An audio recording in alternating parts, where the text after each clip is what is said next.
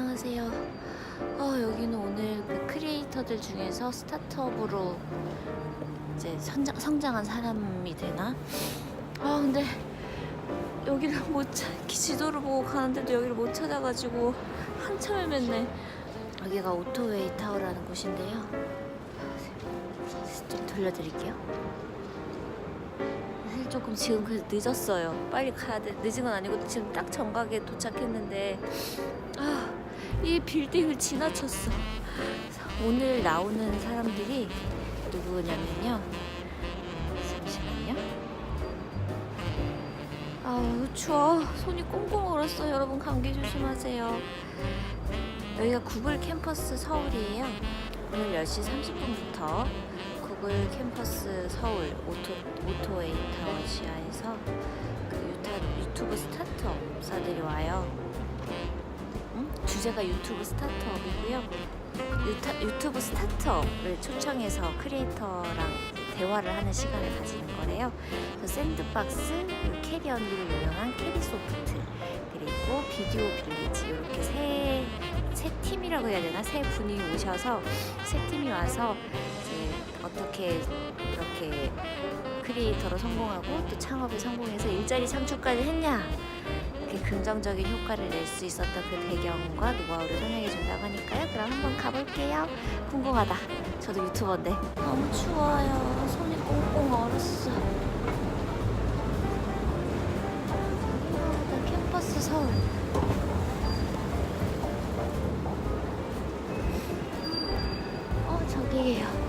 저기예요. 다 왔어.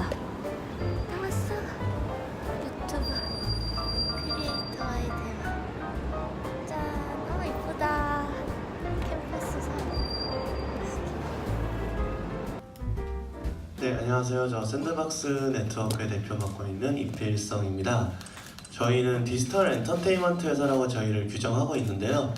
저희는 디지털 플랫폼에서 활동하시는 유튜브 크리에이터 같은 크리에이터 분들의 육성과 성장 그리고 매니지먼트를 돕는 크리에이터 매니지먼트 사업에 주력을 하고 있고요. 지금 방금 그 영상에서 내레이션을 맡았던 저희 초통령이라고도 불리는 도티, 잠들, 그런 어린이 컨텐츠 크리에이터부터 최근에 화제가 됐던 장삐쭈 등등의 굉장히 다양한 크리에이터들이 저희 터전 안에서 활동을 하고 있습니다. 네, 고맙습니다. 다음 비디오 빌리지 영상 보실게요.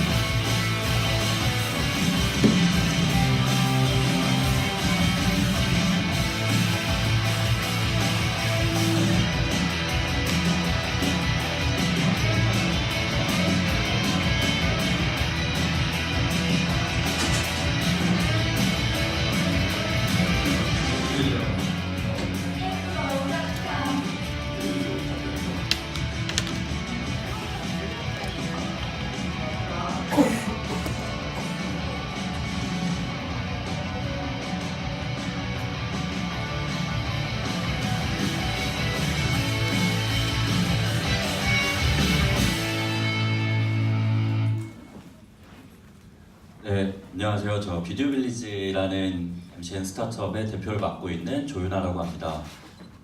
저희는 처음엔 크리에이터 매니지먼트로 이제 사업을 시작했고 현재는 오리지널 콘텐츠를 직접 제작하고 있는 회사인데요. 1인 미디어 분들은 이제 서비는 못 말려라는 채널의 조성님, 공대생이라는 채널을 운영하는 변승준님 같은 분들과 함께 하고 있고, 오리지널 채널은 걸스 빌리지, 그리고 보이스 빌리지, 스튜디오 V 등과 같은 그런 채널을 직접 개설하고 또 컨텐츠를 직접 제작하고 있습니다. 네, 감사합니다. 이 세 회사 모두 유튜브 채널을 기반으로 이제 시작을 하신 거라고 볼 수 있을 텐데요. 그래서 저희가 이제 유튜브 스타트업이라고 표현을 했는데요. 처음 시작을 하시긴 계기는 또 남달랐을 것 같아요. 예. 그래서 본격적인 패널 토크를 위해서 각각 회사 앞에서 자리를 살짝 옮기도록 하겠습니다.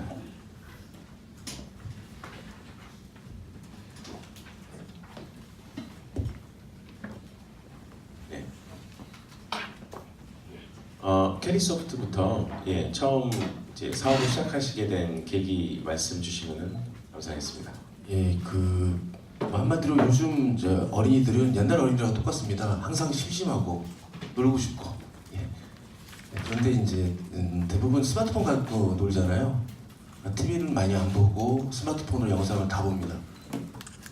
그래서 저희는 이제 스마트폰 기반의 어린이 콘텐츠를 본격적으로 만들면 가능성이 있다라고 생각을 했고, 또 공중파 TV의 어린이 프로그램이 거의 다 사라졌어요. 아침 방송에서 사라졌고 오후 4시 정도에 편성되어 있습니다만 그것도 대단히 빈약하게 편성되어 있어서 어린이 콘텐츠는 대단히 빈약한데 어린이들은 스마트폰으로 영상을 보니까 유튜브로, 그래서 저희는 유튜브 기반의 어린이 콘텐츠 만들자라고 해서 시작하게 됐습니다. 네, 우리 샌드박스는 어떻게 시작하시나요? 네, 처음 소개해드렸던 도티라는 친구가 제 대학교 동기 10년지기 친구예요. 그리고 제가 직장 다닐 때 그 친구는 크리에이터 활동을 시작을 했고요. 그 친구가 어느 정도 성공 궤도에 올랐을 때 이제 팬분들이 보내주시는 팬레터라든가 문자 메시지나 댓글 이런 걸 보면서 이게 크리에이터라는 게 정말 뭐 파워블로거 같은 게 아니라 정말 큰 사랑을 받는 존재구나라는 생각을 했고요. 그래서 이분들이 또 스스로 미디어기도 하고 스스로 컨텐츠기도 하고 스스로 셀러브리티기도 한 이 구조에서 굉장히 큰 잠재력이 있구나 생각을 했거든요. 그래서 이분들과 함께 뭔가 한다면은 정말 재밌는 거 할 수 있겠다 생각이 들어서 그 친구랑 같이 사업을 시작하게 되었습니다. 네, 우리 조현아 대표님도 이제 다니던 회사를 그만두고 시작을 하셨는데 어떤 계기로 하셨는지 궁금합니다. 저는 원래 CJ ENM이라는 방송국에서 근무를 했었는데요.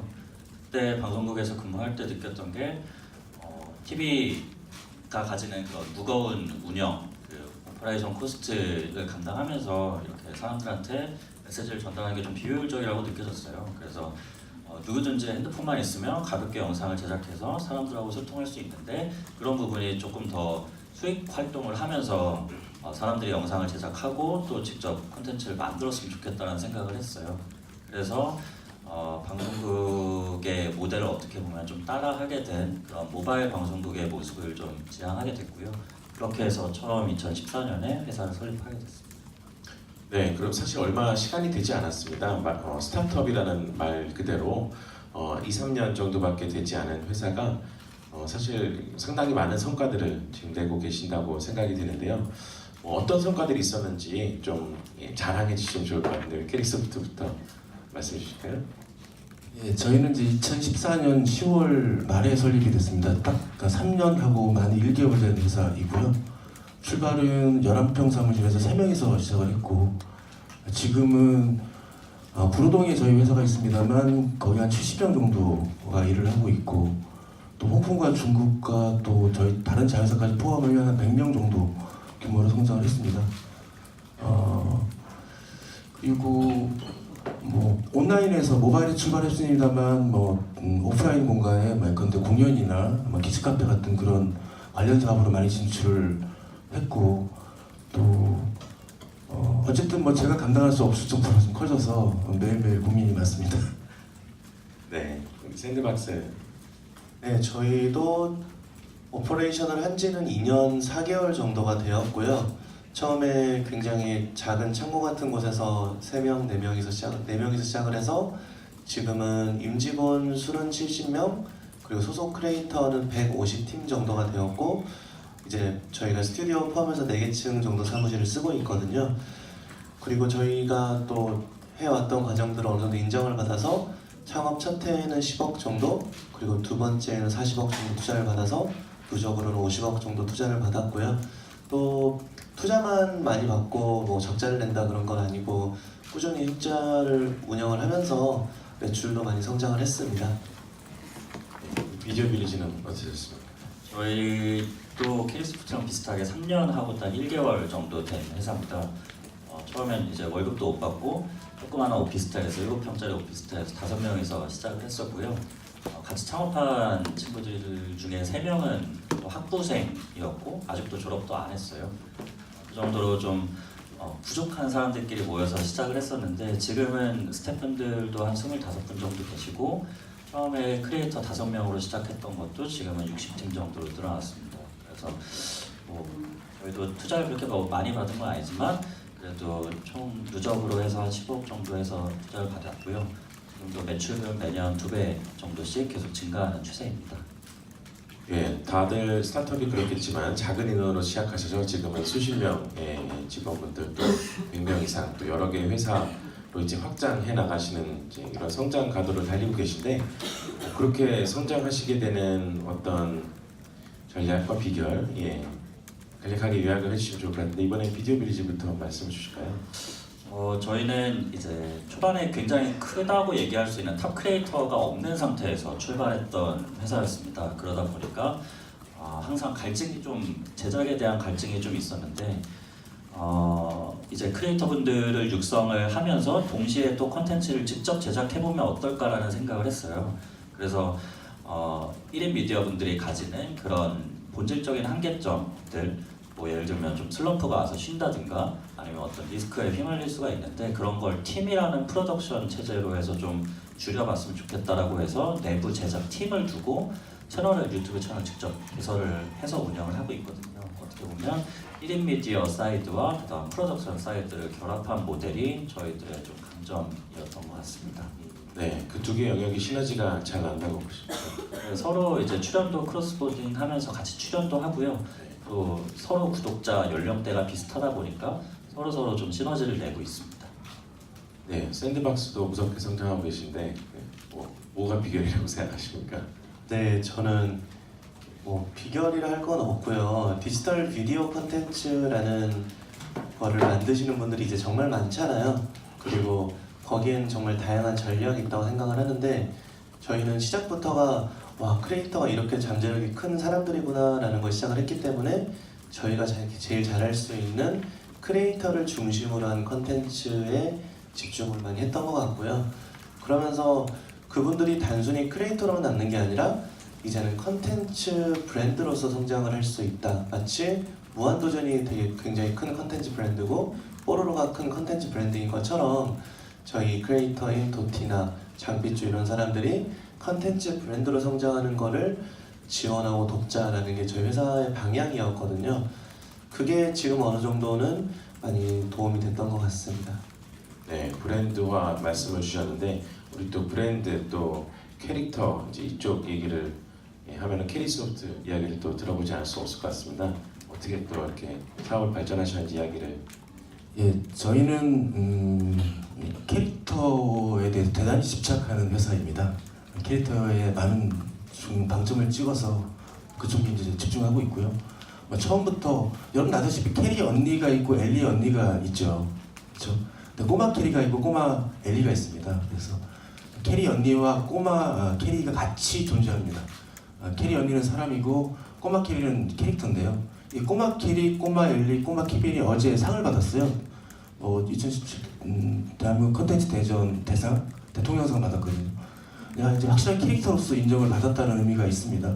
저희는 이건 디즈니의 이제 안나나 엘사처럼 저희가 만든 캐릭터가 오랫동안 살아남을 수 있는 그런 훌륭한 캐릭터로 성장할 수 있도록 처음부터 모든 컨텐츠 그렇게 기획을 했고, 또 캐리 언니는 사람으로서 유명해지고 또 꼬마 캐리는 또 캐릭터로서 저변을 넓혀가는 그런 작업들을 시종일관 해오고 있습니다. 모든 영상 컨텐츠에 저희 캐릭터들이 다 들어가 있기 때문에 자연스럽게 저희는 디즈니처럼 엄청난 블록버스터급 애니메이션을 만들 능력은 없지만 얼마나 유튜브를 통해서도 안나와 엘사 같은 그런 캐릭터 존재로 자리매김할 수 있었다고 생각합니다. 예, 어제 수상하신 건 또 축하드립니다. 그 캐릭터의 영향력이 사실 이미 어마어마하다는 것들 많은 분들이 알고 계실 텐데 온라인을 넘어서 오프라인으로도 이제 굉장히 다양한 사업들을 전개하고 계신 걸로 알고 있어요. 그 오프라인 사업에 대한 이야기 조금 더 해주실 수 있으실까요? 예, 어떤 캐릭터로서 자리를 어느 정도 잡아가는 과정에서 자연스럽게 오프라인으로 이제 사업이 확장되는 과정이 있습니다. 예를 들면 저희가 매년 공연을 하고 있고요. 어린이 뮤지컬, 올해는 또 어린 콘서트를 하고 있는데 그런 콘서트를 통해서 이제 저희 캐릭터들과 저희 연기자들이 더 부각이 되고 또 예컨대 이제 저희 캐릭터가 들어가 있는 상품이 현재 한 400종 정도 나와 있습니다. 뭐 칫솔도 있고요, 비빔밥도 있고, 아니 볶음밥이 있고. 예컨대 뭐 서울이가 만든 요구르트, KL 요구르트가 있고, 뭐 또 뭐가 있을까요? 뭐 이런저런 다양한 뭐 완구, 문구, 생활용품, 식음료에 이르기까지 다양한 KL 상품들이 한 400종 정도가 출시되어서 판매가 되고 있고, 또 그걸 통해서 저희는 이제 로열티 수입을 다행스럽게 받고 있고요. 또 그 외에 이제 뭐 키즈 카페를 1호점과 2호점을 론칭을 했고, 이제 3호점을 곧 내년 초에 론칭을 합니다. 문화공간 사업으로 확장을 했고, 그리고 곧 아마 내년 1월 정도 되면 이제 저희가 게임사와 같이 개발한 모바일 게임이, 캐주얼 게임이 이제 출시될 예정입니다. 이런 것처럼 유튜브의 컨텐츠를 기반으로 이게 이제 펀더멘탈이 되는 거고요. 그걸 기반으로 해서 이제 다양한 오프라인 공간에서 여러 가지 사업으로 확장할 수 있었습니다. 예. 원래 저희 사전 질문에는 없었는데 사실 그 캐릭터 얘기하면 샌드박스에서도 자랑하고 싶은 게 있으실 것 같아서 기회를 드릴까요? 도티잠들도 상당히 큰 캐릭터로 다양한 또 하고 계신데 네, 또 최근에 상을 받으신 걸로 알고 있어서 예, 그 샌드박스 컬러라고 해서 저희 크리에이터 분들의 캐릭터를 색칠할 수 있는 색칠 공부 앱 같은 게 있는데요. 그게 구글 플레이 올해 인기 앱에 선정이 되었고요. 저희도 이제 크리에이터 중에서 도티와 잠들이라는 컨텐츠는 좀 어린이를 타겟으로 하는 컨텐츠다 보니까 어린이를 타겟으로 한 여러 가지 머천다이징 라이센싱 사업을 전개를 하고 있거든요. 그래서 네, 저희도 열심히 하고 있습니다. 다양한 그쵸 초코우유부터 해서 많이 보이는 것 같습니다. 저마다 조금씩 또 방향성이나 전략은 다를 수 있는데 어떤 브랜드화를 만들겠다 이런 점에서는 공통점이 있는 것 같아요. 좀 지속 가능하고 성장할 수 있는 브랜드를 만들어 오신. 근데 이게 이제 굉장히 새로운 산업 분야다 보니까 뭐 나름의 어려움과 시행착오들이 있으셨을 것 같아요. 아 이런 어려움들이 있구나 이런 것들은 왜 했을까 하는 생각도 드셨을 것 같은데 비디오 빌리지 초창기부터 사업하시면서 뭐 여러 가지 시행착오들을 겪으시겠지만 뭐 좀 기억에 남는 것들 말씀을 주실 수 있을까요? 저희는 이제 초반에 크리에이터가 없는 상태에서 출발을 했기 때문에 그 친구들을 모집하는 거가 제일 힘들었던 시기였습니다. 대부분 이제 유튜브나 아니면 크리에이터라고 부를 만한 사람들은 아프리카 TV나 그런 라이브 스트리밍에서 플랫폼 크리에이션을 하고 있었는데 저희는 페이스북에서 인지도를 좀 가지고 있는 그런 인플루언서 분들을 모셔다가 컨텐츠를 제작하고 또 유튜브라는 플랫폼을 활용하도록 교육을 해드렸었거든요. 그 과정에서 어떻게 해야 유튜브에서 영상이 이제 사람들이 많이 보는지 그리고 또 수익을 어떻게 내는지 그런 처음 시딩을 하는 과정이 좀 많이 힘들었었습니다. 근데 이제 지금은 뭐 굉장히 많은 사람들이 유튜버, 크리에이터라고 하면 다들 알고 있고 또 뭐 대부분의 사람들의 이제 크리에이터라고 하면 예전에는 이제 뭐 아프리카 TV BJ를 먼저 떠올렸다면 요즘엔 유튜버를 많이 생각을 해주시는 것 같아요. 그 정도로 유튜브에서 많은 그 작업들을 하고 있어서 굉장히 좀 그런 부분에서 많이 편해진 것 같습니다. 네. 샌드박스도 뭐 여러 어려움이 없었다고 하면은 거짓말일 것 같은데 어떤 좀 어려움들을 말씀해 주실 수 있을까요? 네, 뭐 저도 사업은 처음 하는 거다 보니까 사실 사업 시작하고 지금까지 어렵지 않았던 적은 한 번도 없었던 것 같아요. 그래서 가장 어려운 순간이 언제냐고 묻는다면은 뭐 오늘이라고 말씀드릴 것 같은데요. 그럼에도 불구하고 처음이 상대적으로 덜 어려웠던 거는 저희가 가지고 있던 초기 가설이 굉장히 심플했기 때문이었던 것 같아요. 크리에이터는 굉장히 잠재력이 큰 사람들이고 저 사람들과 신뢰관계를 맺는다면 우린 잘 될 거야 라는 심플한 초기 가설이었다 보니까 그냥 그거만 열심히 하면 됐었거든요. 근데 어찌 보면 지금 어려워진 거는 그 가설이 좀 맞아떨어지고 있기 때문에 어려워지는 것 같아요. 도티가 굉장히 큰 컨텐츠 프랜차이즈가 됐고 뭐 장비주 같은 친구들이 이제는 제작비라는 개념을 가지고 제작을 할 수도 있는 그런 컨텐츠가 되면서 그럼 이건 어떻게 해야 되지? 내가 안 해본 일이네? 이런 전문 분야에 대한 갈망이 더 커지고 있어서 저는 오히려 요즘이 더 어렵다라고 항상 말씀드리게 되는 것 같습니다. 네, 우리 그 캐리소프트도 이제 항상 그 다른 곳에서도 말씀 많이 주신 것 같은데 사업 초기에 경제적인 어려움을 극복하신 이야기들 많이 주신 것 같은데 다시 한번 또 말씀 들어보면 좋을 것 같습니다. 우선 그 영상 콘텐츠로 돈 벌기 정말 어렵습니다. 네. 그 저희는 이제 아무것도 없는 백지 상태에서 출발을 했거든요. 그러다 보니까 이제 이 영상이 어느 정도 궤도에 올라서 이게 이제 수익을 낼 때까지 걸리는 시간이 절대적인 시간이 필요하죠. 이게 이제 뭐 회의 기간일 수도 있고 리드 타임일 수도 있고 그러니까 비등점까지 가기까지의 그 기간, 이 어둠의 터널. 저희는 한 6개월 정도 겪었던 것 같아요. 뭐 돈은 다 떨어지고, 뭐 버는 돈은 3개월 동안 17만 원 벌었고, 뭐 이런 과정을 이제 어떻게든 버텨내는 그 과정이 되게 중요했고요. 뭐 돈은 떨어지면 당연히 이제 아파트를 맡겨야 되는 거고, 은행에서 돈 빌려야 되는 거고, 뭐 그런 겁니다. 그런 과정을 거쳐서 지금은 저희가 누적으로 한 100억 정도 펀딩을 받았기 때문에 자금 사정은 많이 좋아졌습니다. 또 흑자를 내고 있어서 뭐 지금 문제가 없습니다. 초반에 그런 과정이 있었고요. 그런 과정에서 이제 혹시 그 의욕을 상실할 수 있는 우리 직원들한테 끊임없이 비전을 저희가 제시를 하고 함께 가자 뭐 이렇게 했던 그런 과정들이 분명히 있었습니다. 저희도 그런 과정을 거쳐서 오늘날 이 정도까지 와올 수 있지 않나 생각합니다.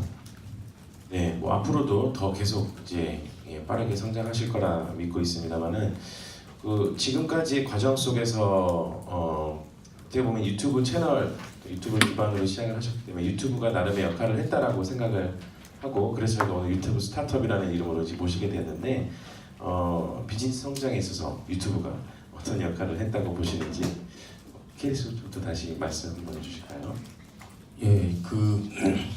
뭐 저희는 이제 유튜브는 저희의 펀더멘털이라고 생각을 합니다.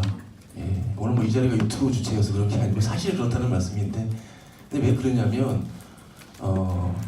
저희는 이제 유튜브를 통해서 엄마 아빠를 만나게 되고 또 아이들과 접하게 되고 또 아이를 중심으로 해서 이모 삼촌 할아버지 할머니들도 저희하고 다 소통한다고 생각을 하거든요.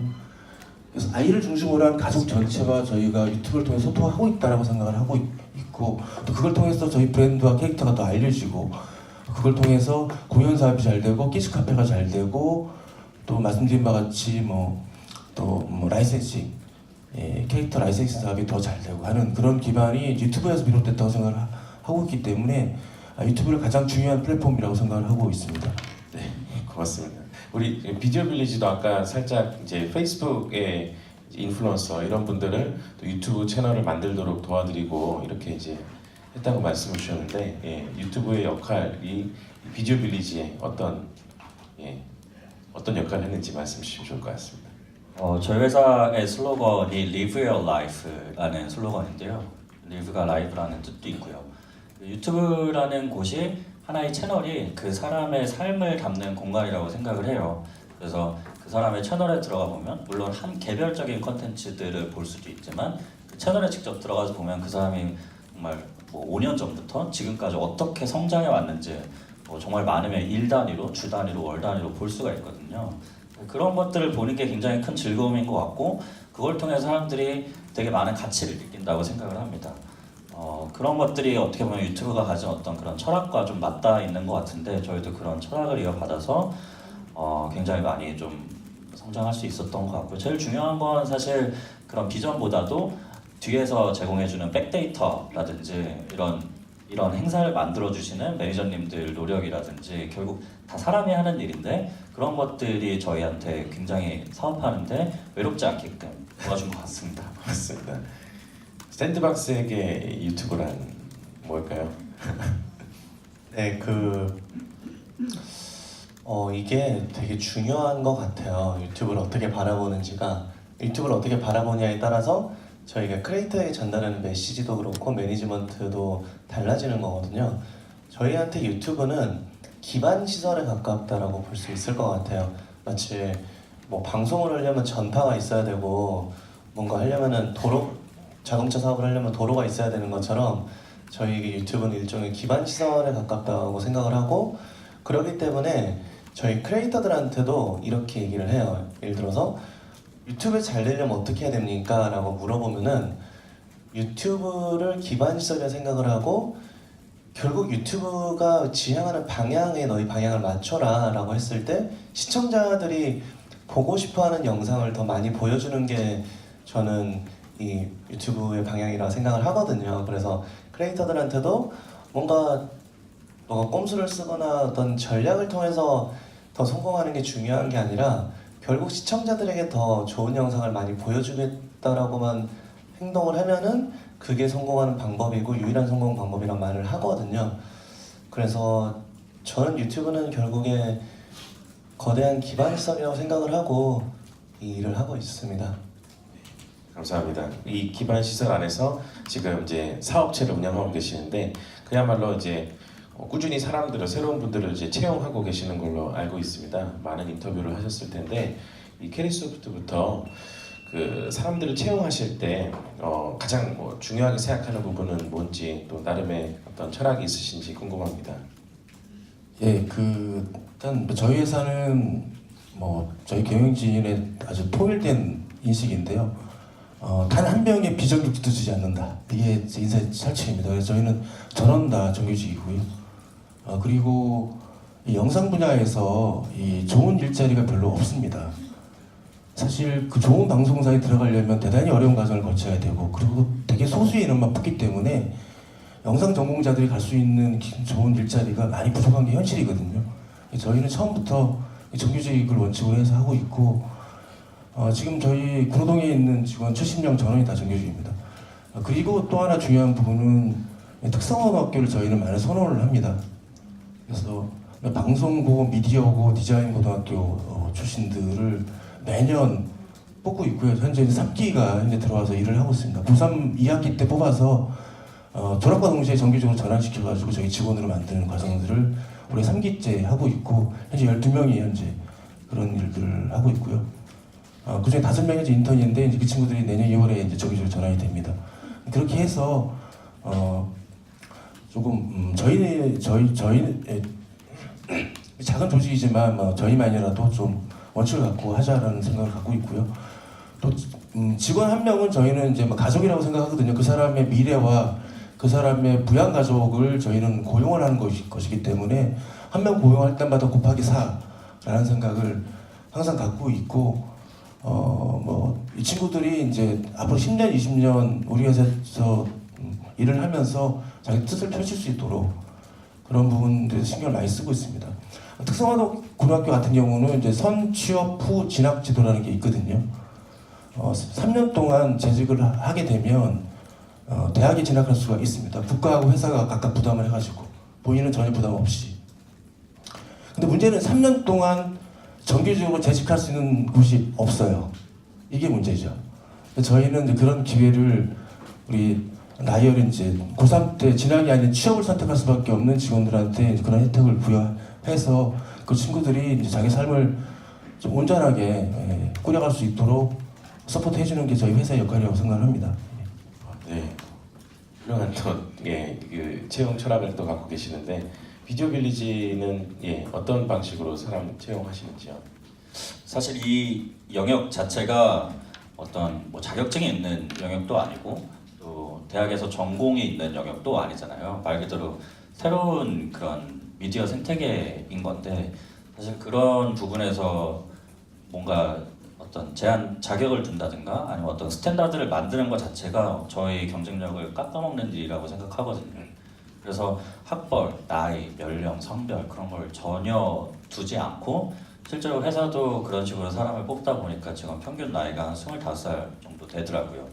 결국에 얼마나 유튜브를 많이 보느냐 또 컨텐츠에 대해서 재미있는 컨텐츠가 뭔지 본능적으로 알고 있느냐가 회사를 그 사람을 채용할 때 제일 중요한 요소인 것 같고요.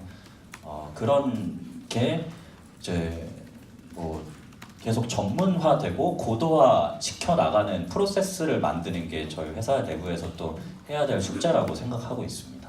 네, 어떤 이 업에 대한 애정 또 중요하게 이제 보시는 것 같은데 샌드박스 같은 경우에는 사실 이제 공동 창업자가 또 크리에이터다 보니까 그런 부분이 많이 작용할 것 같은데 어떠십니까?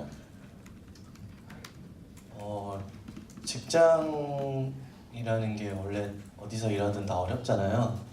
좋은 회사를 다니든 나쁜 회사를 다니든 스타트업은 또 스타트업 나름의 어려운 점이 존재한다고 생각을 하고, 저는 사실 저도 옛날 직장 생활을 했고 지금도 직장 생활을 하는 거지만, 그렇기 때문에 그 친구들 입장에서 봤을 때 이 회사를 행복하게 다니려면 뭐가 제일 중요할까 생각을 되게 많이 해봤는데, 이렇게 뭐 불안정하고 여러 가지 또 부족한 환경에서 일을 할 때 내가 하는 일을 진짜 좋아하고 애착이 있지 않으면 되게 불행할 것 같더라고요.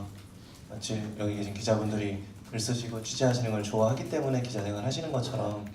그래서 저희는 가장 거의 무조건 보는 거는 진짜 유튜브 크리에이터들을 좋아하고 유튜브를 보고 유튜브에서 비디오 컨텐츠를 소비하는 게 그들의 일상에 정말 깊이 있게 자리하고 있는지를 가장 중요한 요소로 보고요.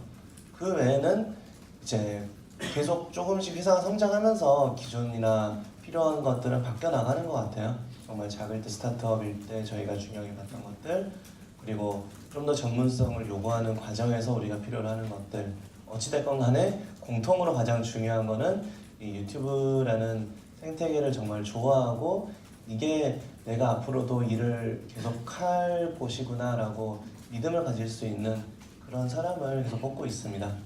네, 좋은 사람을 잘 뽑으면 이제 잘 유지하고 성장시키는 일이 이제 중요하겠죠. 그래서 나름의 특히 이 산업이 빠르게 변화하고 앞으로 어떻게 될지 누구도 장담할 수 없는 그런 어려운 환경 속에서 이 조직원분들을 같이 좋은 비전을 갖고 끌어나가기 위한 나름의 조직 문화들을 만들어가고 계시다고 생각을 하는데, 조직 문화 얘기를 좀 여쭤보고 싶습니다. 캐리소부터 좀 말씀 주실까요? 예, 뭐 거의 그런 말이 있지 않습니까? 팀만큼 위대한 선수는 없다인데요. 저희는 이제 팀워크가 대단히 중요하다고 생각합니다. 세상에 혼자 할 수 있는 것은 아무것도 없더라라는 게 저희가 경험을 통해서 체득했던 부분입니다. 연기자가 있고 PD가 있다고 하면요, 또 기획자가 있다고 한다면 저희는 연기자도 기획을 해야 되고 기획자도 촬영해야 되고 PD도 가끔은 보조 연기자로 출연해야 됩니다. 네, 그렇게 이제 철저하게 이제 팀 단위로 같이 협업하는 시스템을 만들어냈던 것이 가장 좋았던 것 같고요. 또 서로 상호 존중하는 자세로 협업하는 문제.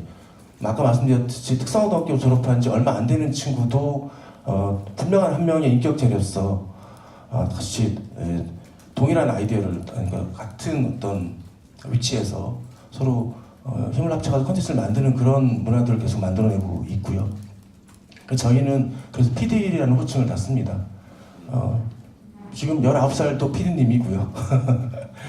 뭐 지금 30몇 살짜리 또 PD님이고, 그래서 서로 그런 어떤 코어 그 협업 문화를 만들어냈던 것이 주요했던 것 같고, 저희는 PD 중심 제작 시스템이라고 저희는 얘기를 하고 있습니다. 네, PD 중심의 팀 협업 문화를 말씀 주셨는데, 비디오 빌리지의 조직 문화 어떻게 말씀 주실 수 있을까요? 25명이라 조직까지는 아니지만 그래도 어쨌든 저희들끼리 그라운드 룰을 정해놓은 거는 서로 이름을 부르는 대신에 좀 영어 이름을 쓰면서 서로 편하게 부르고 있어요. 그래서 저도 회사에서는 조라고 불리우고 있고, 또 누구는 압둘, 피니 이런 식으로 좀 편하게 호칭을 하고 있거든요. 뭐 애초에 나이가 다들 비슷비슷하다 보니까 자칫 잘못하면 형, 누나 뭐 이런 게 생길 수도 있는데 그런 걸 좀 방지하고 저희들끼리도 좀 플랫한 그런 조직으로 운영을 하고 있습니다. 그 외에는 사실 대부분이 다 문화에 관련된 얘기인 것 같아요. 저희들끼리 코드인 건데, 처음부터 이제 크리에이터들하고 한 달에 한 번씩 모이는 일을 굉장히 많이 했었어요. 그래서 오프라인에서 모여서 서로 근황 공유하고 서로 얘기 많이 하고, 사실 그게 제일 중요한 것 같습니다. 결국에는 아무리 시스템적으로 만들어도 이게 뭐 1000명, 2000명 있는 회사가 아니라 정말 소수의 인원들이 일하는 스타트업이니까, 그리고 얘기 많이 하고 또 서로 근황 체크하고 하는 그런 문화가 제일 중요한 것 같습니다. 네, 샌드박스의 문화 어떻게 만들어가고 계십니까? 뭐 문화라는 거는 결국 다 사업과 관련이 있는 것 같아요. 예를 들어서 식품 회사의 문화랑 게임 회사의 문화가 같을 수가 없는 거잖아요. 근데 저희는 우리 회사가 어떤 흥행 베이스의 컨텐츠 산업이라기보다는 정말 계속 생태계를 더 갖춰나가는 산업이라고 생각을 하거든요. 크리에이터 분들이 우리 울타리에서 잘하시는 게 중요하기 때문에 그러다 보니까 저희 회사는 컨텐츠에서답지 않게 좀 IT 회사 같은 것 같아요. 제 출신이 좀 그래서 그런 걸 수도 있겠지만 굉장히 오너십이랑 이제 결과를 만들어내고 또 잘 됐을 때는 뭐 잘 된 이유를 알고 못 됐을 때는 못 된 이유를 알고 그 성공 확률을 높여가는 그런 과정 속에서 성공이 만들어진다라는, 그래서 좀 성과 중심, 실행 중심으로 조직이 많이 되어 있다라는 게 저희 조직 문화 좀 특성인 것 같습니다. 컨텐츠사 치고는요. 네.